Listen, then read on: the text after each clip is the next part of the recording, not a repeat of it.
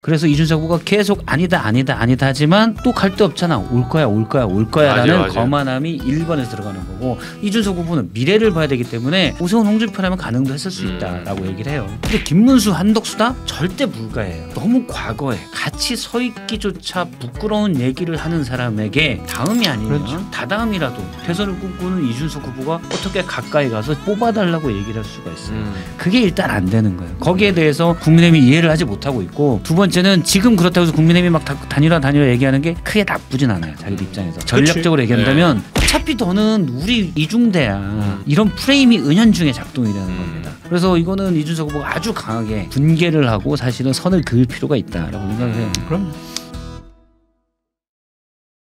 우리 그 이준석 후보 그러니까 단일화 얘기 한번. 안 오늘 한대, 이제 안 단일화 얘기 그만하래. 짜증내더라고. 짜증내더라고. 아니 근데 김문수 후보는 계속 얘기하니까. 스토커. 스토커요. 네. 근데 단일화가 이제 일단 안 된다고 보시는 이유는 뭐예요? 안 한다니까요. 안 한다는데 뭘 안 된다는 뭘 이거 어디 있어? 안 한다는데. 아니 저는 왜 이렇게 여쭤보냐면 사실은 제가 그 미래통합당 옛날 있잖아요. 네.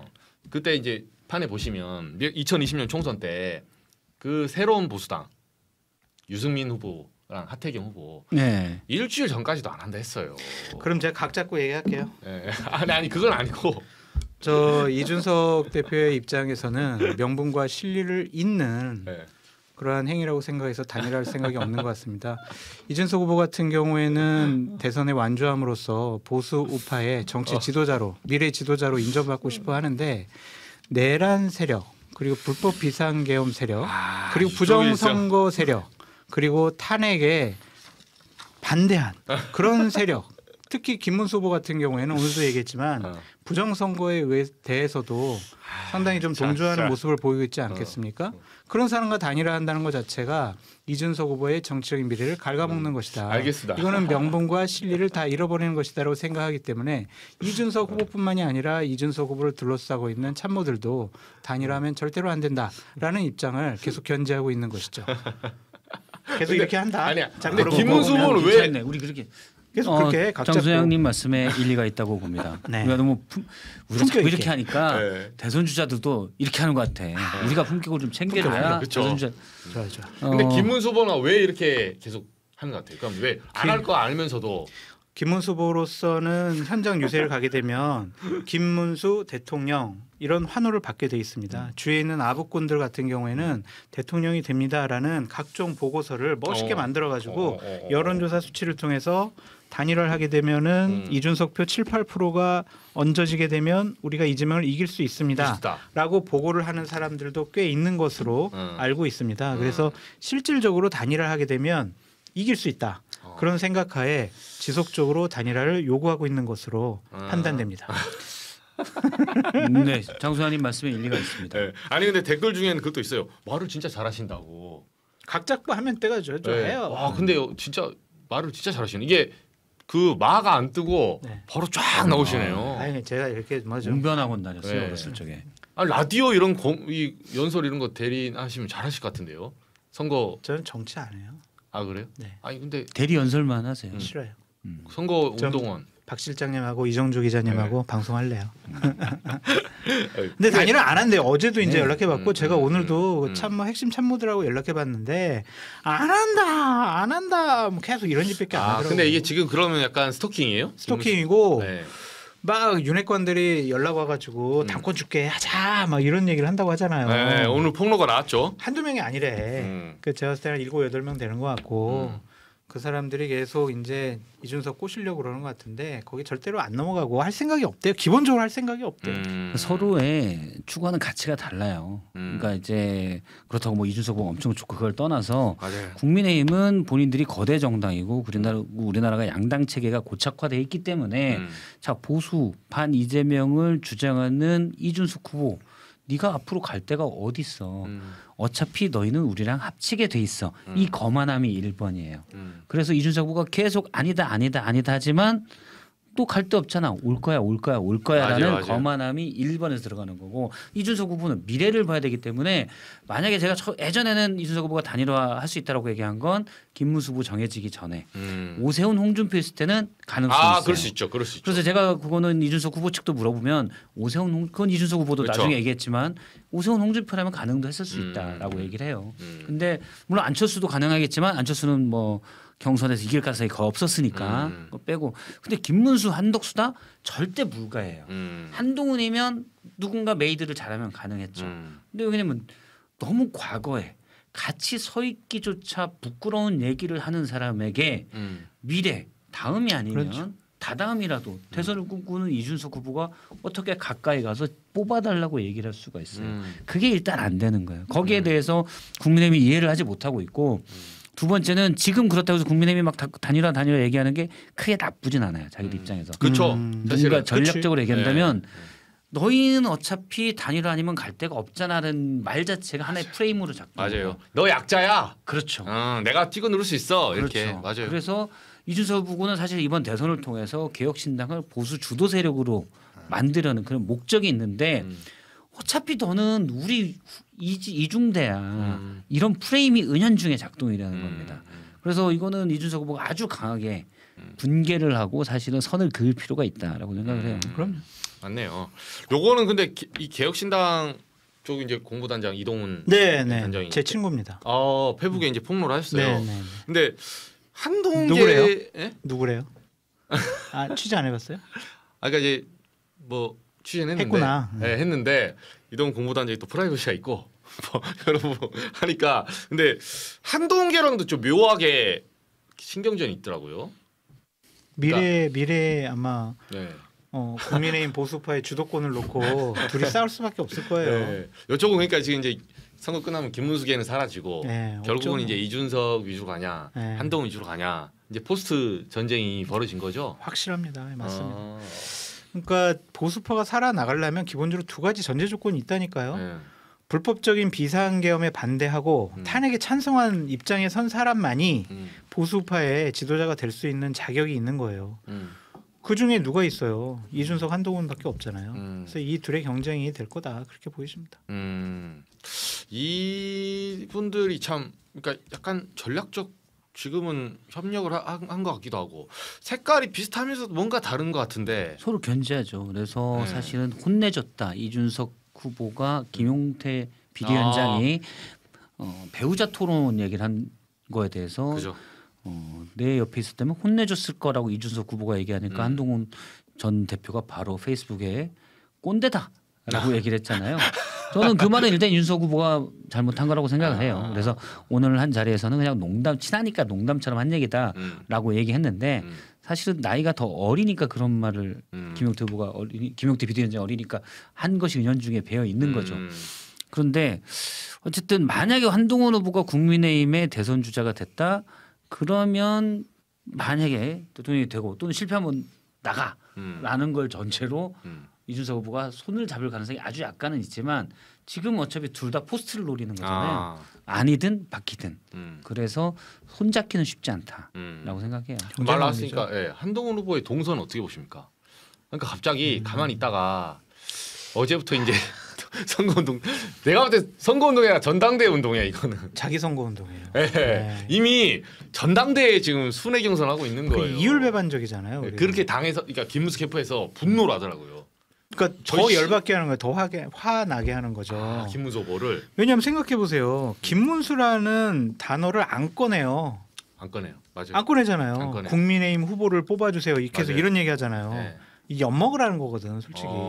이건 사실 이재명 운동하는 거네요. 아니죠 그거는. 그 정도는 아니에요. 이재명은 비판하니까 그건 아닌데 네. 그냥 마지못해 하는 거. 이거는요 나중에 큰 후유증 남깁니다. 후유증. 네. 아니 대선 도와달라니까 지선거 운동이라 하고 다니고 이게 국민의힘의 당대표나 지도자를 자격이 있어? 이거 선당우사야지. 아니 경선에서 떨어진 사람이 그거에 불복해가지고 기분 나쁘다고 말이야. 이게 말이 돼? 이런 공격 당하기 딱 좋단 말이에요. 근데 저는 그래도 공격을 당할지언정 이제 고육주책으로 어쩔 수 없다라고 봐요. 그러니까 친한계 분들도 저보고 의견이 어떠냐 물어보면 제가 딱 이렇게 얘기를 했었거든요. 김문수 후보를 지지할 수는 없다. 같은 샷에 나오면 안 된다. 아. 그러면 김문수 후보는 어차피 6월 3일 지나면 사라질 사람이다. 그 친윤계도 어차피 사라져야 될 사람인데 어쨌든 친윤계가 양해해주거나 자리 공간을 내줄 일은 만무해요. 네. 싸워서 쟁취해야 되는 맞아요. 대상인 거지. 그렇기 때문에 근데 같은 컷에 나와서 탄핵을 반대한 김문수 지지를 호소하는 순간 평생 그건 남는다. 아니 지금이랑 뭐가 다르냐고. 이게. 근데 지금은 어떤 논리가 가능하냐면 물론 네. 그 논리를 국민의힘에서 한동훈 전 대표 측에서 얘기를 못하죠. 주장은 못하는데 차마 김문수를 뽑아달라고는 못하겠습니다. 그런데 우리가 예를 들어서 국민의힘이 여기서 너무 망해버리면 누가 이재명 민주당 나중에 이재명 정부를 견제할 수 있겠습니까? 제가 국민의힘의 어떤 미래에 충분한 견제 세력이 될 테니 네. 어차피 김문수 대통령 안 되지 않습니까? 최소한의 표는 국민의힘에 주십시오. 라는 식의 명분은 약간은 가능해요. 근데 그 얘기를 말은 못하지 솔직히 까놓고. 그래서 복잡하긴 한데 물론 안 좋죠. 근데 김문수랑 한 컷에 나오는 것보단 차라리 이게 나. 그리고 집에 가만히 있고 과자 먹고 라방 그거는 영 아닌 거고. 아 근데 박 실장님 이게 원한만 산다니까요. 아 하려면 제대로 해야 된다. 그러니까 한동훈 후보를 별로 좋아하지 않거나 반대하는 사람들에게는 더욱더 의지를 강하게 만들어요. 이제 진짜 한동훈은 안 되겠구나. 저 사람은 진짜 당권 잡으면은 어떠한 칼질을 할지 모르겠구나. 저 사람만은 우리가 배척을 해야 되겠구나. 그러한 생각을 더 확고하게 해준다니까요. 그러니까 그게 안 좋다고요. 그러니까 예를 들면 이러면 되잖아. 실리적으로 지금 네. 장 소장님 얘기하시는 거잖아요. 네. 이러면 되잖아요. 네. 김문수라는 단어 꺼내기 싫으면 네. 김문수 후보랑 한번 선거운동 같이 한번 해주고 소원 같이 들어주면서 네, 해주고. 국민의힘 후보를 찍어주십시오. 사진이 더 나와. 사진이 더 나와. 국민의힘 후보를 찍어주십시오. 아니 근데 빨간 옷 입고 지금 다니고 있잖아요. 그러니까 김문수라는 이름을 얘기 안 하고 김문수 옷을 안 입는 거랑 뭐가 다르냐.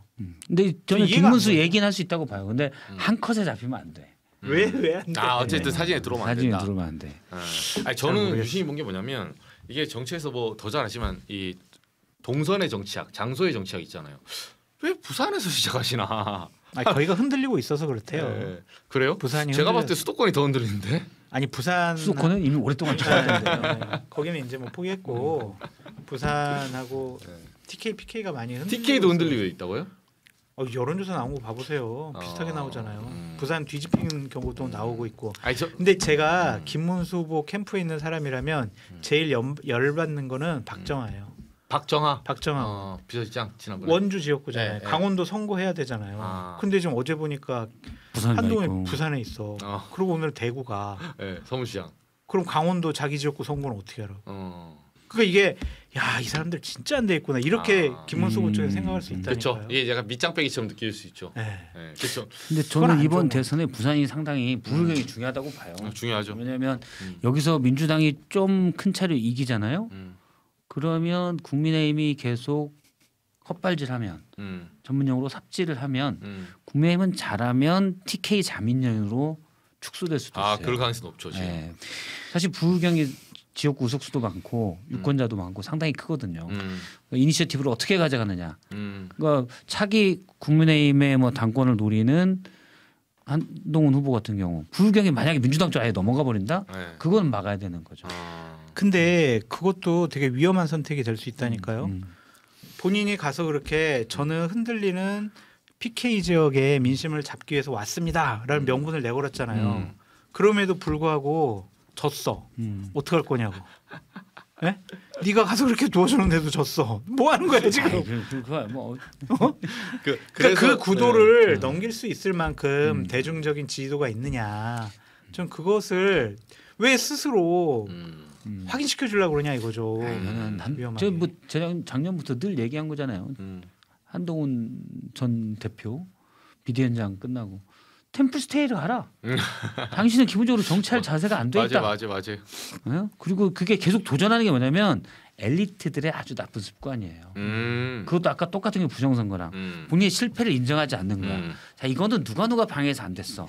내가 제대로 다시 한번 해볼게. 엘리트들은 늘 성공 경험만 있어서 그런 게 있거든요.